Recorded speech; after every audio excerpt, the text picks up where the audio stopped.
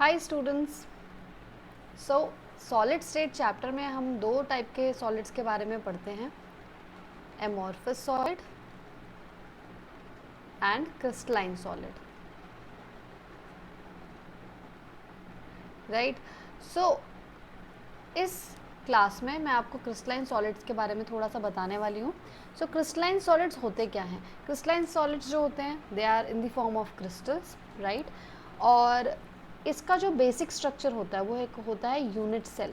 एक unit cell is the simplest unit. जैसे कि हमारी बॉडी छोटे छोटे सेल्स से बनी होती है and then it multiplies into 3 directions और 3 डायमेंशन, ताकि उसकी क्रिस्टल लैटिस बन जाए या बॉडी बन जाए। सो ये यूनिट सेल है आपका, और इसको जब आप 3D में बनाते हो, बढ़ाते हो चारों डायरेक्शन में, ऊपर नीचे आगे पीछे हर जगह, तो फिर ये क्रिस्टल लैटिस बन जाता है। सो डेफिनेशन देखते हैं यूनिट सेल की। The smallest 3 dimension portion of a complete space lattice which when repeated over and again in different direction produces the complete space lattice. So बस यही डिफरेंस है, यूनिट सेल होता है simplest unit cell of a crystal lattice, और जब इसको 3D में हम बना देते हैं तो इट बिकम्स क्रिस्टल लैटिस। अब आगे चलते हैं। तो मेनली हमारे पास 3 टाइप के यूनिट सेल्स होते हैं। तो सबसे पहला यूनिट सेल है which is simple unit cell. तो इस सिंपल यूनिट सेल में वी हैव अ क्यूब, और क्यूब के हर एक कोने में वी हैव एन एटम। ऐसे एटम रखा होता है एक हर कोने में, राइट।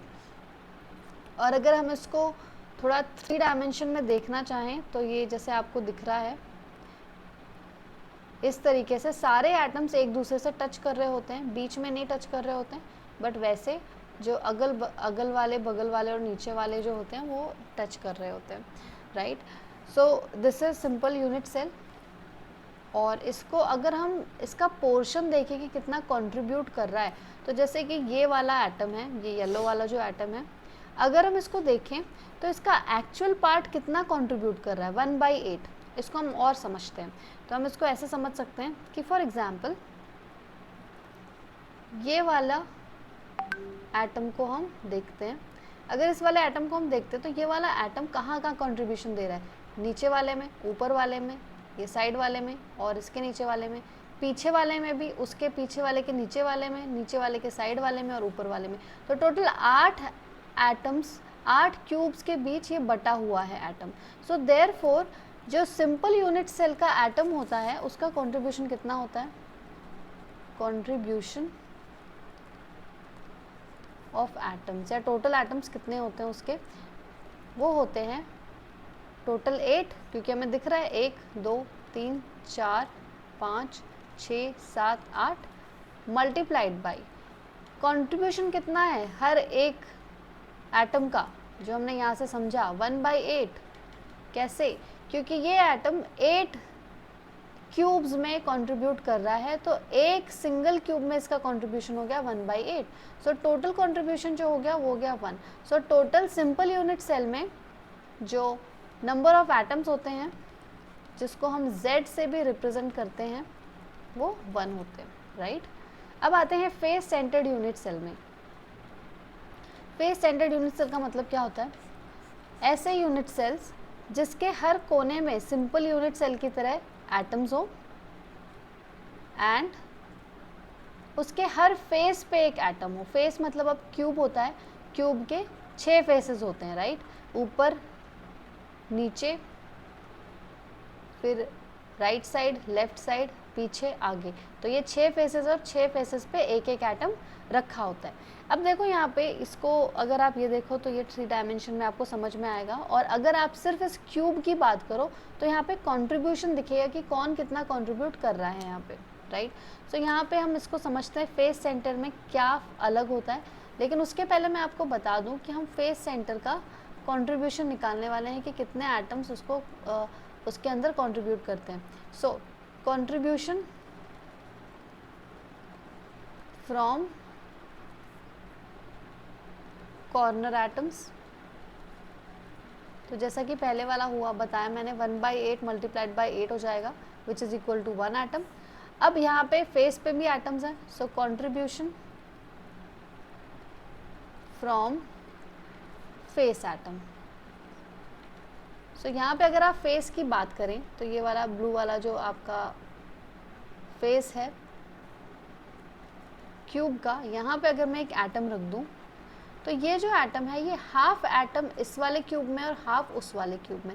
सो ये पूरा का पूरा एटम आधा इधर कंट्रीब्यूशन दे रहा है, आधा दूसरे साइड कंट्रीब्यूशन दे रहा है। सो देयरफॉर फेस सेंटर जो होता है वो 1/2 कंट्रीब्यूट करता है in each cube and we have total 1 2 3 4 5 6 atoms, so multiplied by 6, so which is equal to 3.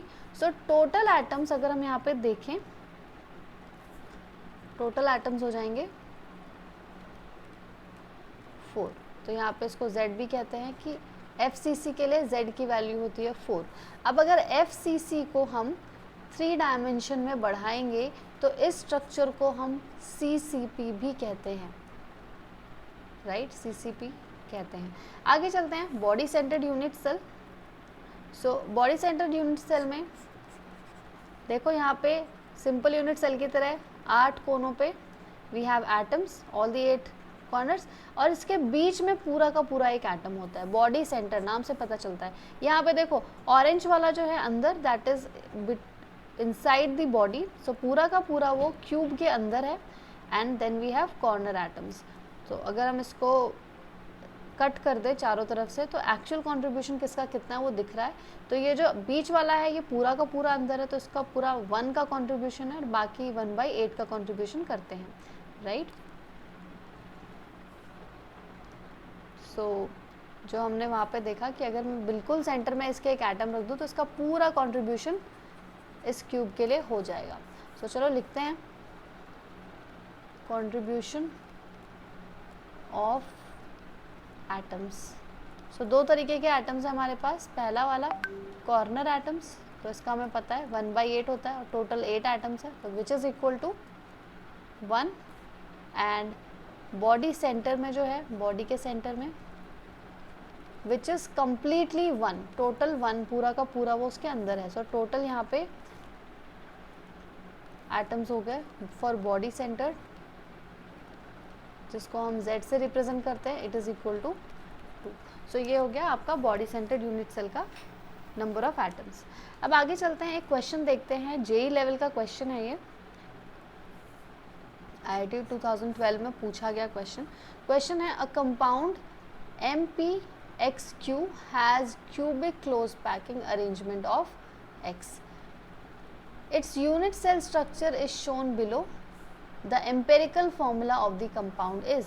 तो हम पता करेंगे कि MpXQ इसका एम्पेरिकल फॉर्मूला क्या है। तो बेसिकली हमें P की वैल्यू पता करनी है और Q की वैल्यू पता करनी है, राइट। सो यहाँ पे MP और XQ का मतलब क्या है, इसका मतलब ये है कि Q नंबर ऑफ एटम्स है, राइट, और इसका मतलब है कि P नंबर ऑफ एटम्स है और इसका मतलब है कि Q नंबर ऑफ एटम्स है, राइट। चलो अब इसको फिगर को देख के हम समझते हैं। यहाँ पे वी हैव M जो कि ग्रे वाले हैं, तो अगर हम पता कर लें कि कितने एटम्स हैं ग्रे वाले, तो हमें P की वैल्यू पता चल जाएगी, राइट। तो यहाँ पे देखो ये एज के सेंटर पे है, तो जैसे हमने अभी पढ़ा कि अगर कोई एटम आपका कॉर्नर पे होता है तो उसका कंट्रीब्यूशन होता है 1/8, अगर कोई सेंटर में होता है तो उसका तो पूरा का पूरा होता है 1, अगर कोई फेस पे होता है तो उसका होता है 1/2, अगर कोई एज पे होता है तो उसका कितना होना चाहिए। तो इसमें से समझ लेते हैं इस डायग्राम में से। तो अगर मैंने इस एज पे एक एटम रख दिया तो ये एटम ये वाला क्यूब भी शेयर करेगा, ये वाला भी करेगा, इसके ऊपर वाला और इसके साइड वाला भी करेगा। तो चलो यहाँ से समझ लेते हैं, एक एटम मैंने इस एज पे रख दिया तो ये चारों के चारों क्यूब, एक ये पीछे वाला दूसरा, ये ऊपर वाला तीसरा और ये साइड वाला चौथा, तो टोटल 4 के 4 क्यूब्स शेयर करेंगे। तो देयरफॉर एज का जो कंट्रीब्यूशन होता है दैट इज़ 1/4। तो चलो हम निकालते हैं कि M कितने एटम्स होंगे।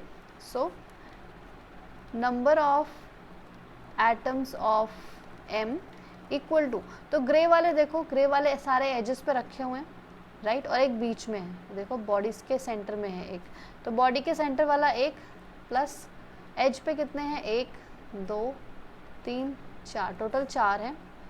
एंड ईच कंट्रीब्यूट्स 1/4 सो ये हो जाएगा 1 + 1 = 2. Now number of atoms of x के कितने एटम हैं? तो जो रेड वाले हैं वो x के एटम रिप्रेजेंट करते हैं. तो अगर आप देखो तो सारे कॉर्नर्स पे रेड वाले एटम हैं, मतलब कॉर्नर एटम्स जो हैं वो सारे x हैं, राइट.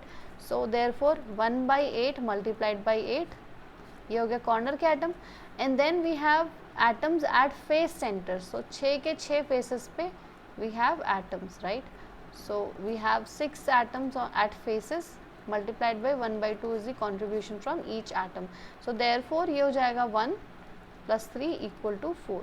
So यहाँ से हमें m के एटम्स पता चल गए, वो थे 2, और x पता चल गया, वो था 4. बट यहाँ पे हमसे पूछा गया कि इम्पेरिकल फॉर्मूला बताना है. सो इम्पेरिकल फॉर्मूला मतलब इसको लोएस्ट नंबर में रिड्यूस करना है. सो इम्पेरिकल फॉर्मूला इसका हो जाएगा mx2. सो यहाँ पे देखो we have this option number C is the correct answer. So I hope आपको समझ आया होगा ये पूरा कॉन्सेप्ट. Thank you.